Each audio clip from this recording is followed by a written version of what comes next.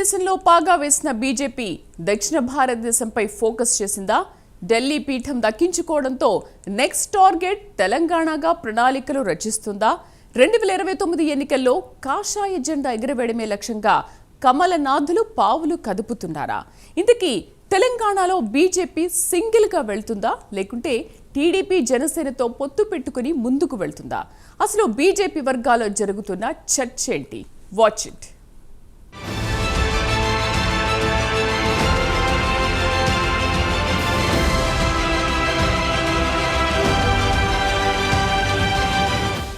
కమలం పార్టీ కేంద్రంలో వరుసగా మూడోసారి అధికారంలోకి వచ్చింది. ఇప్పటికే బీజేపీ ఉత్తర భారతదేశంలో పాగా వేసింది.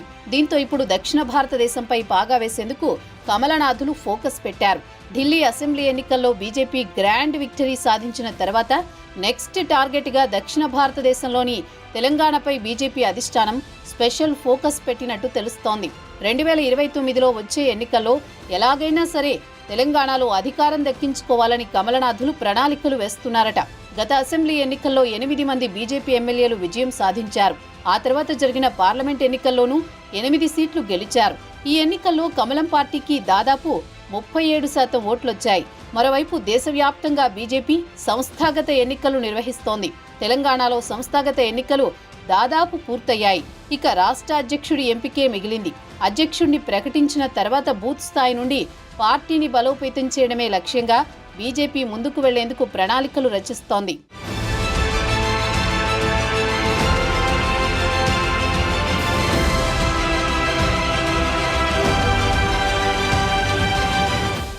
అయితే దక్షిణ భారతదేశంలో పాగా వేయాలనుకుంటున్న బీజేపీ అందుకు తగ్గట్టుగా ఇప్పటి నుంచే ప్రణాళికలు రచిస్తోంది. దక్షిణ భారతదేశంలో మొత్తం 7 రాష్ట్రాలున్నాయి.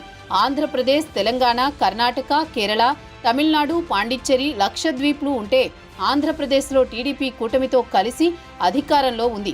దీంతో దక్షిణ భారతదేశంలో తొలుత తెలంగాణలో అధికారంలోకి రావాలని బీజేపీ చూస్తోంది. ఆ దిశగా వ్యూహరచన చేస్తూ ముందుకు వెళుతోంది. ఇప్పటికే రాష్ట్రంలో రేవంత్ ప్రభుత్వంపై బీజేపీ నేతలు అటాక్ చేస్తూనే పోరాటాలు చేస్తున్నారు. ఓవైపు కిషన్ రెడ్డి, బండి సంజయ్, మరోవైపు ఈటెల రాజేందర్, ధర్మపురి అరవింద్ పోరాటం చేస్తున్నారు. హైదరాబాద్లో హైడ్రా, మూసీ కూల్చివేతల్ని తీవ్రంగా వ్యతిరేకిస్తున్నారు. మరోవైపు 6 గ్యారంటీల విషయంలోనూ కాంగ్రెస్ సర్కార్ తీరును ఎప్పటికప్పుడు ఎండగడుతున్నారు. ఇదే ఊపును కంటిన్యూ చేయాలని పార్టీ పెద్దలు సైతం వీరికి డైరెక్షన్ ఇచ్చినట్లు తెలుస్తోంది.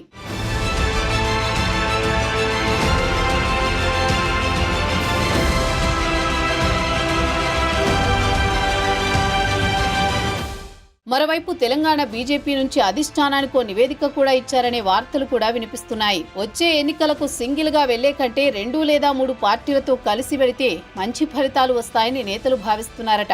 టీడీపీకి నగరాలతో పాటు రూరల్లోనూ బలమైన క్యాడర్ ఉంది. టీడీపీ బరిలో ఉంటే బీఆర్ఎస్ ఖాళీ అవ్వడం ఖాయమనే ప్రచారం ఎప్పటినుంచో ఉంది. ఇక జనసేన కూడా ఇప్పుడిప్పుడే తెలంగాణలో యాక్టివ్ అవుతోంది. పవన్ పంచ్ డైలాగ్స్ ఆ పార్టీ ప్రధాన ఆకర్షణ. 2 రోజుల కిందట తెలంగాణ ఎన్నికల కమిషనర్ జనసేనకు గాజు గ్లాసు గుర్తును కూడా కేటాయించారు. దీంతో స్థానిక సంస్థల ఎన్నికల బరిలో దిగాలని ప్లాన్ చేస్తున్నట్టు సమాచారం. ఢిల్లీ నుంచి వచ్చిన సంకేతాల ప్రకారం టీడీపీ, జనసేన పార్టీలు తెలంగాణలో వ్యూహాత్మకంగా అడుగులు వేస్తున్నట్లు తెలుస్తోంది.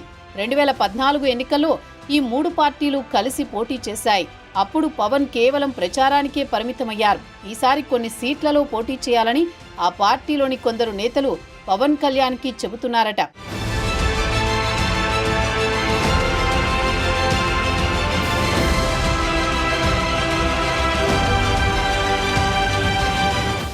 మరోవైపు త్వరలోని రాష్ట్రంలో ఎమ్మెల్సీ, స్థానిక సంస్థల ఎన్నికలు రాబోతున్నాయి. వీటితో పాటు గ్రేటర్ హైదరాబాద్లోనూ ఎన్నికలు సమీపిస్తున్నాయి. గతంలో జీహెచ్ఎంసీ ఎన్నికల్లోనూ బీజేపీకి 40కి పైగా కార్పొరేటర్లు గెలిచారు. వచ్చే ఎన్నికల్లో మేయర్ పీఠం దక్కించుకోవాలని బీజేపీ చూస్తోంది. మరోవైపు త్వరలో రాష్ట్ర పార్టీకి కొత్త ప్రెసిడెంట్ను అధిష్టానం నియమించబోతోంది. ఇవన్నీ పార్టీకి కొత్త జోష్ తీసుకొస్తాయని బీజేపీ శ్రేణులు భావిస్తున్నారు. మొత్తానికి బీజేపీకి వచ్చే ఎన్నికల్లో పవర్ దక్కుతుందో లేదో చూడాలి మరి.